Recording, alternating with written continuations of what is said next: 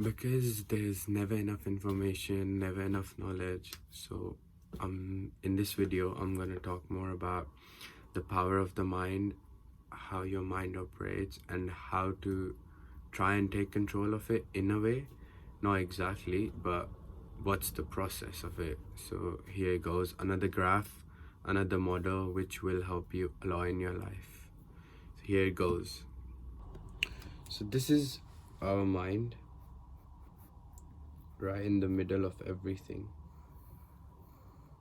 Now, there's certain things that go in our mind and certain things that come out of it.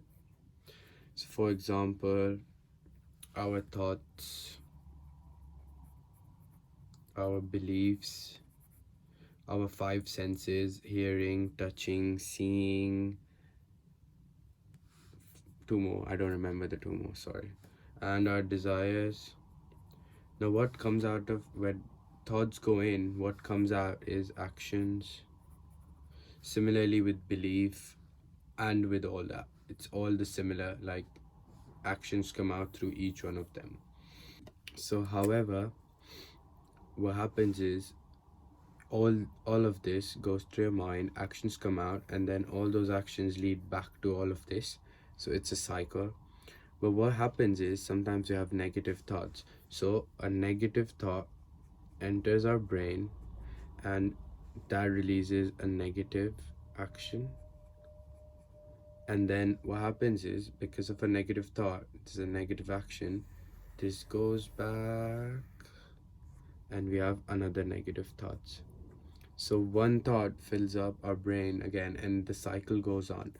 But when the cycle's going on, what can you do to stop it?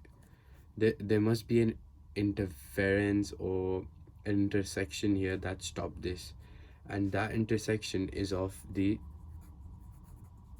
intelligence. Ignore me if the spelling's wrong, I'm not that intelligent. But what do we mean by intelligence? I think intelligence is knowledge. The more you learn about it, the more you understand.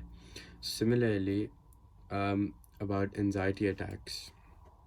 So I was saying that about anxiety attacks, I'm not a professional, and I don't think I've even done justice to explaining this graph, because he did it in such an amazing way that I was mesmerized, and I was actually thinking of putting this all into place.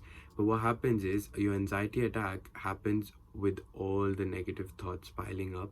So one after the other, one after the other, one after the other.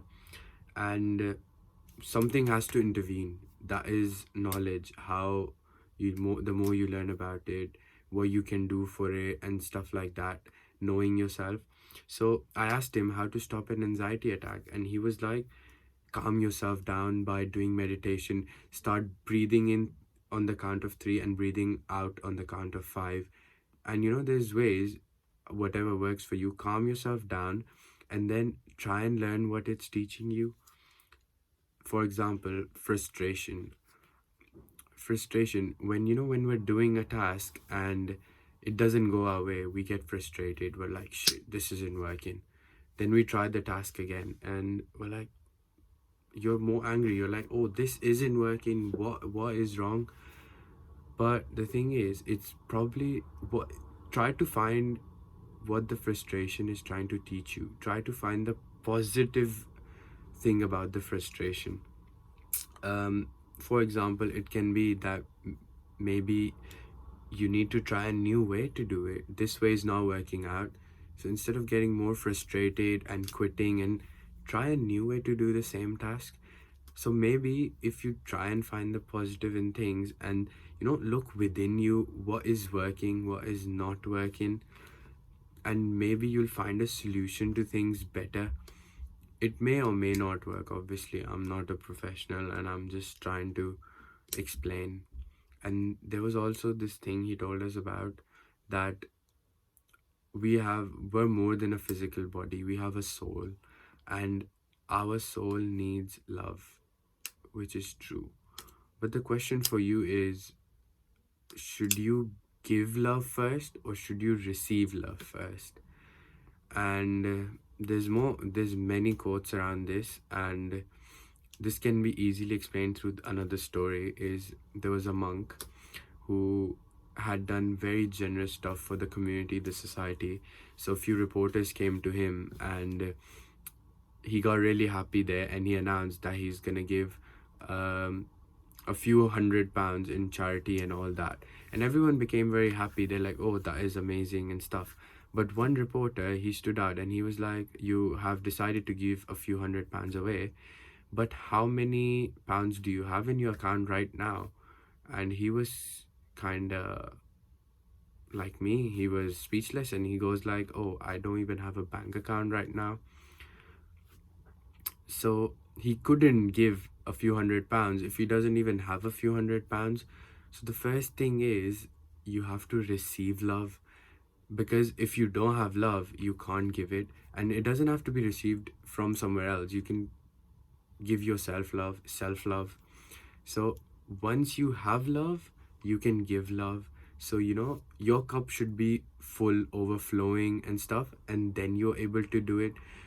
But if you're empty and you're still trying to give it, you'll drain yourself. So your soul needs love first, and then you can give it to people. That's how it works more better for everyone. I don't know if all this will help or is it helping, but do try and think about these things, apply it in your life, this model, this chart, and I hope it does. And let me know if it does. And I wish you a good day. Thank you.